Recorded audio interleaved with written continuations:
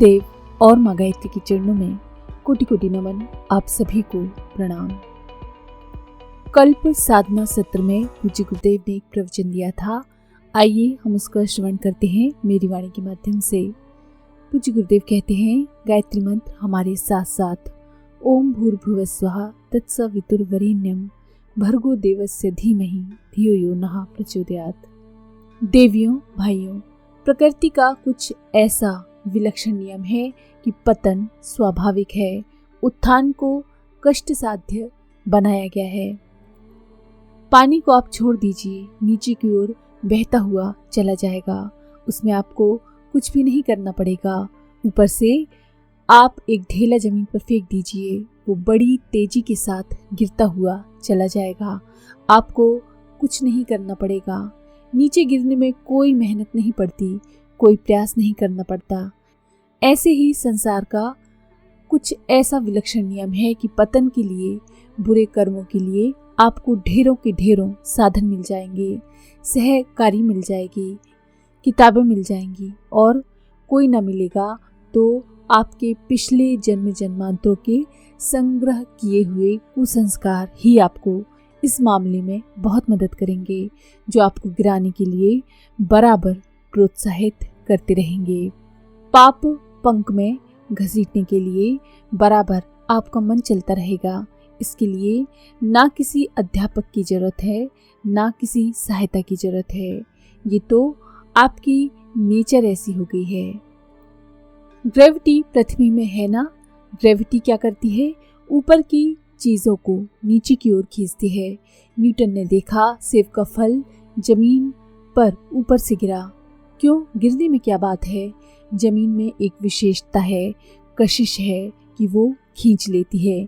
नीचे गिराने वाली कशिश इस संसार में इतनी भरी पड़ी है कि उससे बचाव यदि आप ना करें, उसका विरोध आप ना करें, उसका मुकाबला आप ना करें, तो आप विश्वास रखिए आप निरंतर गिरेंगे, पतन की ओर गिरेंगे। सारा समाज इसी से चल रहा है। आप निगाह उठाकर देखिए, आपको कहाँ ऐसे आदमी मिलेंगे जो सिद्धांतों को ग्रहण करते हों और आदर्शों को अपनाते हों। आप जिन्हें भी देखिए, अधिकांश लोग बुराइयों की ओर चलते हुए दिखाई पड़ेंगे। पाप और पतन के रास्ते पर उनका चिंतन और मनन काम कर रहा होगा। उनका चरित्र भी गिरावट की ओर और उनका चिंतन भी गिरावट की ओर। सारे के सारे जमाने में यही भरा पड़ा है। ऊंचा उठना है तो वृत्तशील बने। ऐसी स्थिति में आपको क्या करना चाहिए? आपको अगर ऊंचा उठना है तो अपने भीतर से एक नई हिम्मत इकट्ठी करनी चाहिए।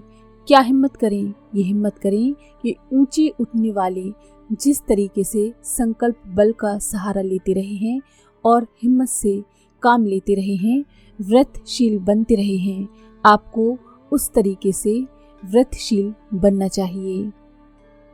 देखा है ना आपने, जब जमीन पर से ऊपर चढ़ना होता है तो जीने का इंतजाम करते हैं, सीढ़ी का इंतजाम करते हैं, तब मुश्किल से धीरे धीरे चढ़ते हैं। गिरने में क्या देर लगती है। आपको कोई ढेला ऊपर फेंकना हो तब देखिए ना कितनी ताकत लगानी पड़ती है, और गिरा दें तब गिराने में क्या देर लगती है। अंतरिक्ष से उल्काएं अपने आप गिरती रहती हैं जमीन की ओर। जब रॉकेट फेंकना पड़ता है तब आपने देखा है ना, करोड़ों अरबों रुपया खर्च करते हैं, तब एक रॉकेट का अंतरिक्ष के ऊपर उछालना संभव होता है। गिरावट में तो पत्थर के टुकड़े और उल्काएं अपने आप जमीन पर आ जाती हैं, बिना किसी के बुलाए, बिना खर्च किए। पानी को कुएं में से निकालना होता है तो कितनी मेहनत करनी पड़ती है, और कुएं में डालना हो तो डाल दीजिए, कोई मेहनत नहीं करनी पड़ेगी। 84 लाख योनियों में भटकते हुए जो ढेरों कुसंस्कार इकट्ठे कर लिए हैं, अब इन कुसंस्कारों के खिलाफ बगावत शुरू कर दीजिए। कैसे करें? अपने को मजबूत बनाइए। अगर मजबूत नहीं बनाएंगे तब फिर आपके पुराने कुसंस्कार फिर आ जाएंगे। मन को समझाएंगे, बस जरा सी देर को समझ जाएगा, फिर उसी रास्ते पर आ जाएगा। फिर क्या करना चाहिए, अपना मनोबल ऊंचा करने के लिए आपको कोई संकल्प लेना चाहिए। संकल्प शक्ति का विकास करना चाहिए। संकल्प शक्ति किसे कहते हैं? संकल्प शक्ति उसे कहते हैं जिसमें कि ये फैसला कर लिया जाता है कि ये तो करना ही है, ये तो हर हालत में करना है, करेंगे या मरेंगे। इस तरीके से यदि आप संकल्प किसी बात कर लें तो आप विश्वास रखिए कि आपका जो मानसिक निश्चय है वो आपको आगे बढ़ा देगा। अगर आप में मनोबल नहीं है और निश्चय बल नहीं है, ऐसे ही ख्वाब देखते रहते हैं, ये करेंगे वो करेंगे, विद्या पढ़ेंगे, व्यायाम शुरू करेंगे, फलाना काम करेंगे, आप कल्पना करते रहिए, कहीं कुछ नहीं कर सकते। कल्पनाएं आज तक किसी की भी सफल नहीं हुई और संकल्प किसी के असफल नहीं हुए। दृढ़ निश्चय जरूरी है। इसलिए मित्रों, संकल्प शक्ति का सहारा लेने के लिए व्रतशील बनना चाहिए। आप व्रतशील बनिए। आप ये करेंगे तो बस दृढ़ निश्चय कर लीजिए कि अच्छा काम करेंगे, जो भी छोटा हो या बड़ा हो, आप ये काम करेंगे। जैसे हमको बुराइयों को छोड़ने के लिए संकल्प करने पड़ते हैं, बीड़ी नहीं पिएंगे।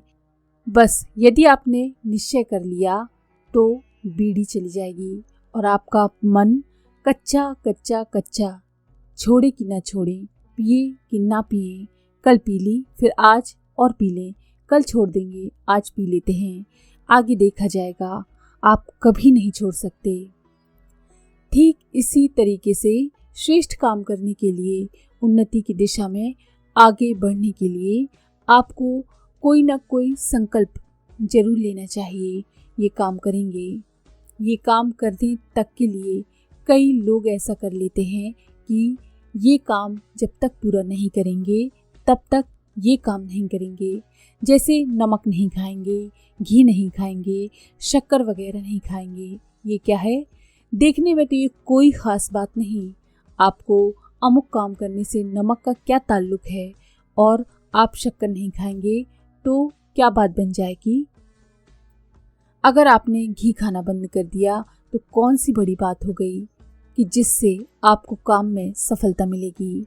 इन चीज़ों में तो दम नहीं है, लेकिन दम उस बात में है कि आपने इतना कठोर निश्चय कर लिया है और आपने सुनिश्चित योजना बना ली है कि ये हमको करना ही करना है, करना ही करना है। तो फिर आप विश्वास रखिए कि वो काम पूरा होकर रहेगा। जीवन में संकल्प शक्ति का होना बहुत आवश्यक है। पूज्य गुरुदेव की बातों को ध्यान से सुनिए और अपनी संकल्प शक्ति को बढ़ाइए। आज के लिए इतना ही।